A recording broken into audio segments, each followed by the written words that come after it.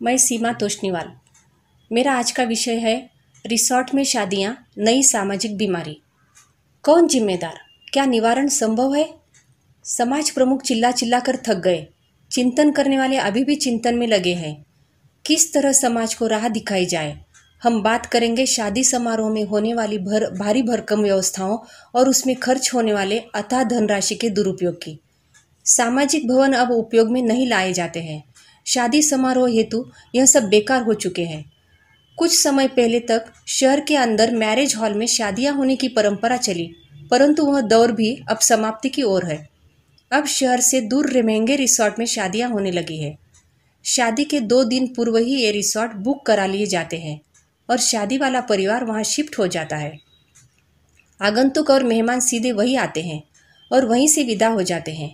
इतनी दूर होने वाले समारोह में जिनके पास अपने 4 पहिया वाहन होते हैं वही पहुंच पाते हैं।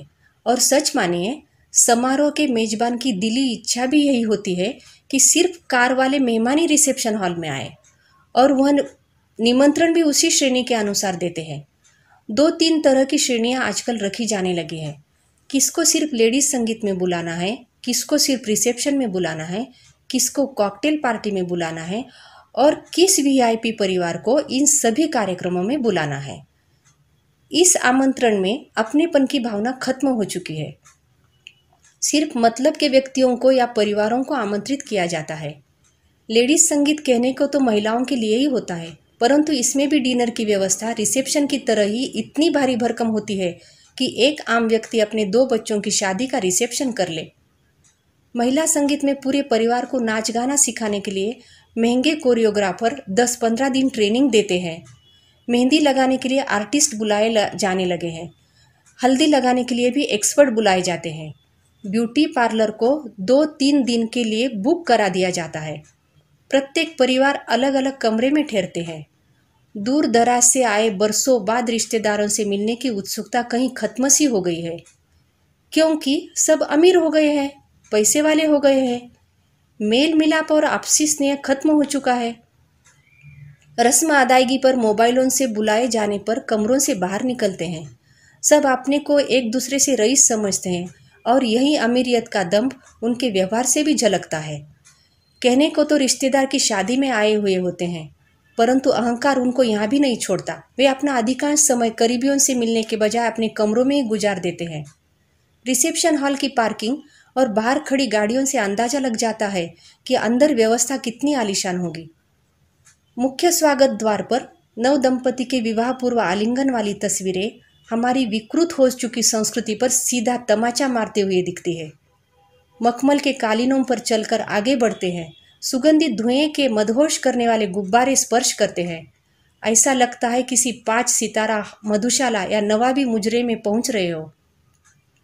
और अंदर एंट्री गेट पर बड़े स्क्रीन पर नव दंपति के विवाह पूर्व आउटडोर शूटिंग के दौरान फिल्माए गए फिल्मी तर्ज पर गीत, संगीत और नृत्य चल रहे होते हैं, क्योंकि इस तरह की शादियां एंटरटेन स्पॉट ज़्यादा लगती है। आशीर्वाद समारोह तो कहीं से भी नहीं लगते हैं। स्क्रीन पर पूरा परिवार प्रसन्न होता है अपने बच्चों के इन करतूतों पर।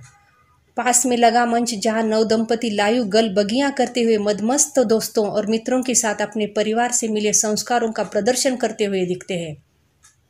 मंच पर वर वधु के नाम का बैनर लगा हुआ था। अब वर वधु के नाम के आगे कहीं भी चिरंजीव और सौ का नहीं लिखा जाता, क्योंकि अब इन शब्दों का कोई सम्मान बचा ही नहीं। इसलिए उनके नाम अंग्रेजी में लिखे जाने लगे हैं। लेख को ज़्यादा लंबा नहीं करूँगी। रिसेप्शन में क्या क्या वैरायटियाँ थी बताना बेकार है, क्योंकि वहाँ इतना कुछ होता है। उसमें किए गए खर्च से गरीब परिवार की 25-30 कन्याओं का विवाह हो जाता है। रिसोर्ट में होने वाले एक शादी समारोह का कम से कम 25 से 30 लाख खर्च आता है। हमारी संस्कृति को दूषित करने का बीड़ा ऐसे ही अति संपन्न वर्ग ने अपने कंधों पर उठाए रखा है, और ये किसी की सुनने या मानने वाले नहीं होते हैं। हम कितने ही सामाजिक नियम बना ले, कितनी ही आचार संहिता बना ले, परंतु कुछ हल नहीं निकलने वाला। समाज में पैदा होने वाली हर सामाजिक बुराई इन्हीं लोगों की देन है। इन लोगों के परिवार में हमारी संस्कृति का कोई अंश बचा ही नहीं है, और यह लोग अब अपनी बुराइयां मध्यम और निम्न मध्यम वर्ग को देना चाहते हैं। मेरा अपने मध्यम वर्गीय समाज बंधुओं से अनुरोध है कि आपका पैसा है, आपने कमाया है, आपके घर खुशी का अवसर है, खुशियां मनाएं, पर किसी दूसरे की देखा देखी नहीं। कर्ज लेकर अपने और परिवार के मान सम्मान को खत्म मत करिएगा। जितनी आप में क्षमता है उसी के अनुसार खर्च करिएगा।